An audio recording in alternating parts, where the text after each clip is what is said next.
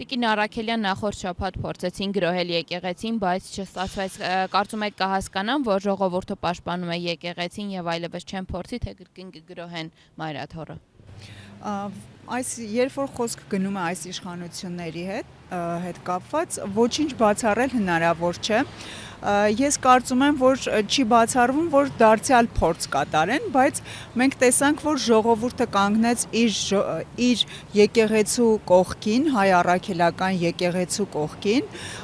եւ եթե եւս մեկ անգամ փորձ կատարվի, դարձյալ ժողովուրդը կանգնելու է հայ առաքելական եկեղեցու կողքին, որովհետեւ սա արդեն շատ հստակ հասկանալի է դառնում, որ սա ոչ թե գրոհ է, սա ոչ թե կաթողիկոսի կամ այս կամ այն եկեղեցականներին են թիրախավորում, այլ բուն թիրախավորումը հենց հայ առաքելական եկեղեցին է, հայ առաքելական եկեղեցին են փորձում վարկաբեկել եւ եկեղեցուն այսպես փորձում են իբրև թե եկեղեցին մաքրել այնպիսի եկեղեցական գործիչներով, որոնց հենց ինքը Նիկոլ Փաշինյանը երկար տարիներ թիրախավորել է կոռուպցիոն սխեմաների եւ այլ այս կամ այն չեմ ուզում անդրադառնալ եւս մեկ անգամ, քանի որ այս պառակտումը եւս չի նպաստում ոչ հայ ժողովրդին, ոչ հայ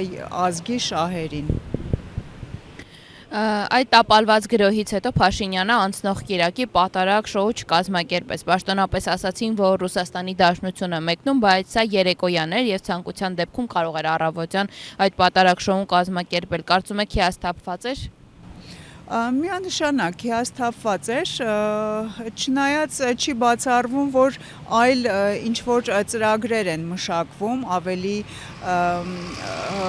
այսպես կազմակերպված ինչ-որ եւս մեկ անգամ գրոհ կազմակերպելու համար, պետք չէ այսպես զգոնությունը թուլացնել, բայց ամեն դեպքում իրենք հասկացան, այսպես նկարահանված է բոլոր այդ մասնակիցների դեմքներն էլ պարզ է, ոնց որ շրջիկ մի հատ թափառախումբ է, ամեն տեղ որտեղ գնում են պատարագին, նույն դեմքերն են, նույն կերպարանքներն են, իրենց տհաճ, զազրելի պահվածքով, իրենց զազրելի գործունեությամբ։ Մենք տեսել ենք, թե ինչպիսի գռեհիկություն են իրենց կողմից ցուցաբերում, այսպես այդ շրջիկ, չգիտեմ, ճակերտավոր հավատացյալները, հա, Նիկոլ Փաշինյանի աղանդի հետևորդները։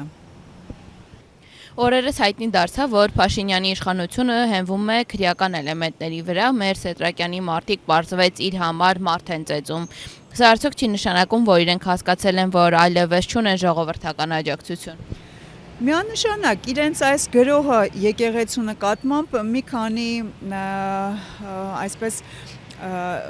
ուղղությամբ էին իրանք փորձում հասկանալ, իրենք փորձում էին հասկանալ արդյոք իրենք ժողովրդավարություն վայելում են եւ հասկացան, որ իհարկե չեն վայելում, քանի որ նախկինում եթե 18 թվականին եւ այլն, չնայած 18 թվականին եւս փորձ կատարվեց եկեղեցին գրոհելու, բայց իրենք հասկացան, որ եկեղեցին հայ ժողովրդի համար դա ազգային ինքնությունը խորհրդանշող կառույց է։ Եկեղեցին այդպես հեշտ չեն իրենք կարողանալու պառակտել, իրենց մոտ դա չի ստացվելու եւ իհարկե միանշանակ արդեն անցել են անընդունելի բարքերին, իրենք անցել են քրեական տարերի այսպես մարդկանց խառնելու գործին, ահաբեկելու մարդկանց, բայց սա եւս ոչ մի ազդեցություն չի ունենալու, մարդիկ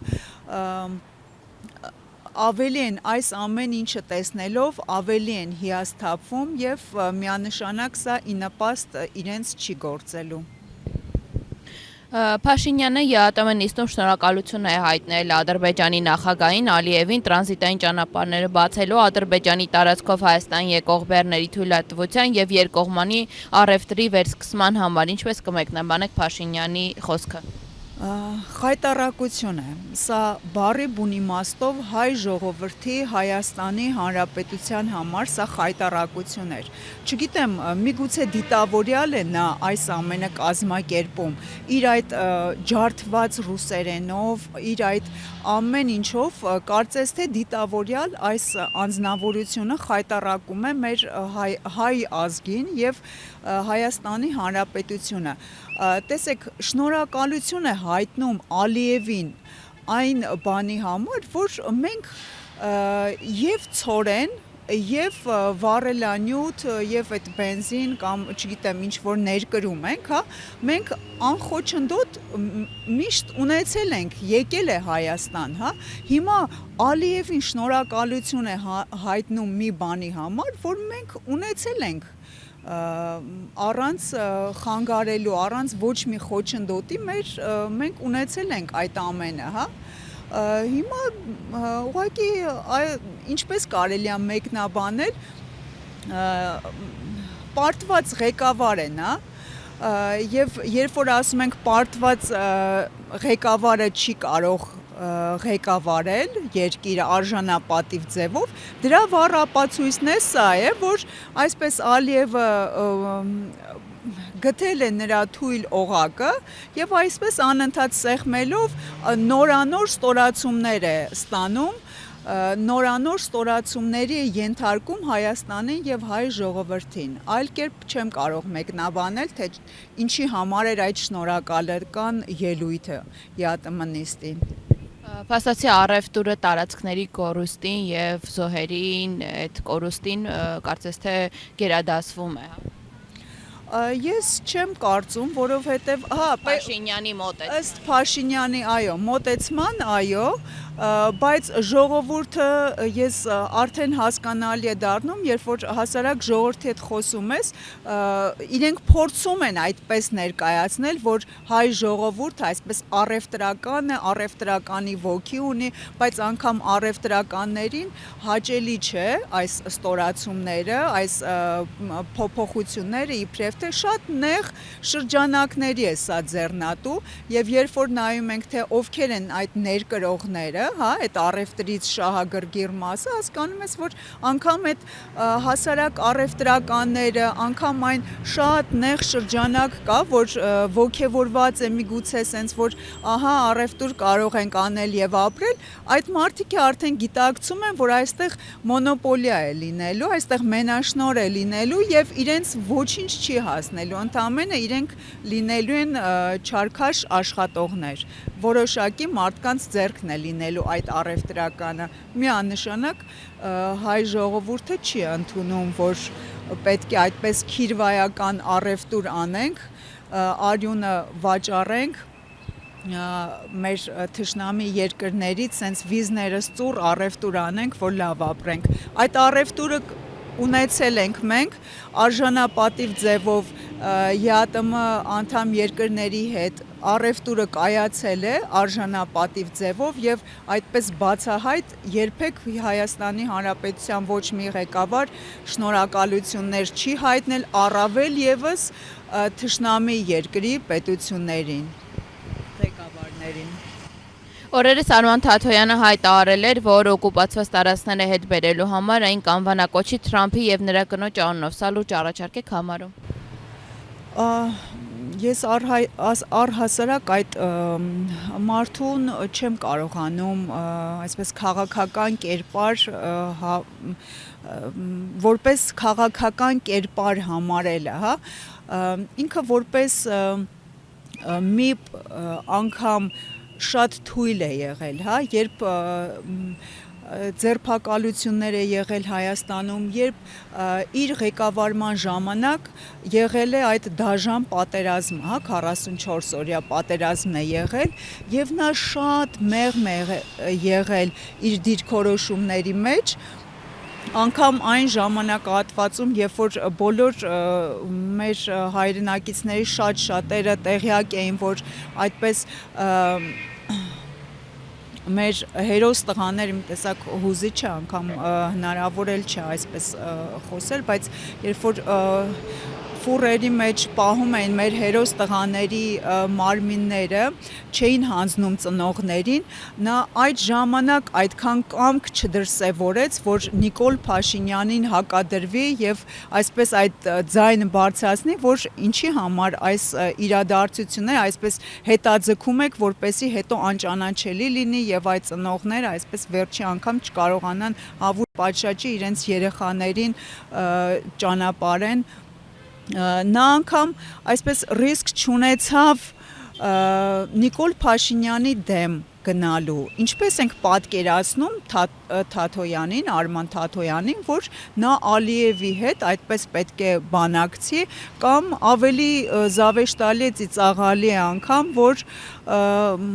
այսպես Թրամփի անունով կամ Թրամփի մորաքրոջ անունով անվանակոչենք այս կամ այն տարածքը, լավ, իսկ մի քանի տարի հետո, երբ որ Թրամփը չլինի, հետո ինչ ենք անելու, հա, այդ հարցը կարելի է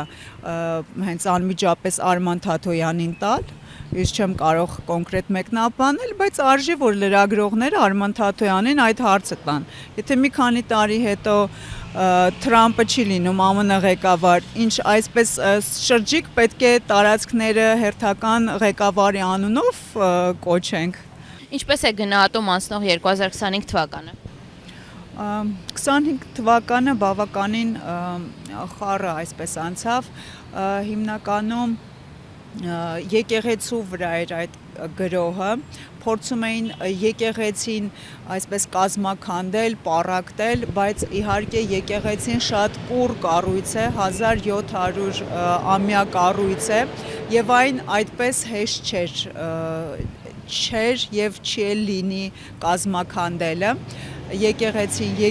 եղել է, կա եւ գոյատևելու է, հիմնական շեշտը սրանք դրել էին այս իշխանությունները եկեղեցու պառակտման գործընթացի մեջ, սա թերևս ամենավերջին կայացած կառույցն էր, որ մնացել է կուռ, նրանք այսպես կազմաքանդեցին բանակը հենց այդ նույն սխեմայով, հա, գեներալներին, սպաերին, զինվորականներին արժեզրկեցին, ինչպես նույն սխեմայով կատարվեց այս տարի, ուղղակի զուտ արդեն հայ առաքելական եկեղեցուն թիրախավորելով, հա, այսպես ոչ մի ձեռքբերում կարելի է ասել չենք ունեցել, բոլորը խոստումներ են այսպես եւ անգամ արդեն Նիկոլ Փաշինյանը խոստումներ էլ չի տալիս հասարակ ժողովրդին, թոշակառուներին հասկացնել տվեց, որ թոշակների բարձրացում չի լինելու, հասարակ ժողովրդին ասեց, որ աղքատությունը ձեր գլխում է, եթե դուք աղքատ եք ապրում, դա ձեր գլուխն է մեղավոր, որ աղքատություն կա ձեր գլխում, առանձնապես շատ այդպես ձեռքբերումների տարի միանշանակ Նիկոլ Փաշինյանի հետ հնարավոր չէր, որ ունենայինք եւ այսքանն էր։ Եվ ինչ սպասելիքներ կան 2026 թվականից արդյոք ընտրություններով կհեռացվի Փաշինյանը։ Ես լիահույս եմ եւ համոզված եմ, որ ընտրություններով հնարավոր է Նիկոլ Փաշինյանին հեռացնել, այստեղ կան ուղղակի մի քանի գործոններ, որ ընդդիմադիր դաշտում պետք է դրանց շուրջ քննարկումներ կատարվի, որ այսպես ձայների փոշիացում չլինի, հա, տարբեր փոքր կամ շատ անցկուսակցությունները այսպես չդնեն իրենց թեկնածությունները եւ ձայները փոշիացնեն։ Մեր ժողովրդին պետք է բացատրել, որ այդ փոքր խմբերը զուտ իրենց ընդդիմադիր ձայները փոշիացնելու են։ Այդ մարդիկ պետք է համախմբվեն, գոնե որոշակի իրենց գաղափարախոսության տեր, ասենք, այլ կուսակցությունների հետ համախմբվեն, ավելի խոշոր դաշինքով, մի քանի ուժերով միանան եւ մասնակցեն ընտրություններին։ Տվյալ դեպքում ձայների փոշիացում չի լինի եւ այստեղ պետք է հորդորենք մեր քաղաքացիներին, պետք է բացատրենք, որ Նիկոլ Փաշինյանը կվերընտրվի, եթե մասնակցությունը ընտրությունների ցածր լինի։ այս պարագայում պետք է նաև շեշտենք այն մարդիկ, ովքեր ընտրություններին նկատմամբ հիասթափություն են փորձում առաջացնել, հա, այդ մարդիկ նպաստում են, որպեսզի Նիկոլ Փաշինյանը վերընտրվի, քանի որ նրա մոտ արդեն իհարկե նա ունի իր ընտրազանգվածը, հա, որը շատ ճիշտ է սեղմ է, քիչ է, սակայն եթե ընտրությունները ավելի բազմամարդ լինի, մարդիկ զանգվածային մասնակցեն ընտրություններին, միանշանակ իր այդ ցածր տոկոսով հնարավոր չի լինի։ Կարող ենք ստեղծել անգամ կոալիցիոն կառավարություն եւ Նիկոլ Փաշինյանը իշխանության այլևս 26 թվին իշխանության երեսը չի տեսնի եւ ընդամենը պետք է ուղղակի որ համախմբվածություն լինի այն փոքր ուժերի միջև, ովքեր հայտ են ներկայացնում ընտրություններին մասնակցելու։ Այդ ուժերը պետք է ճիշտ գնահատեն։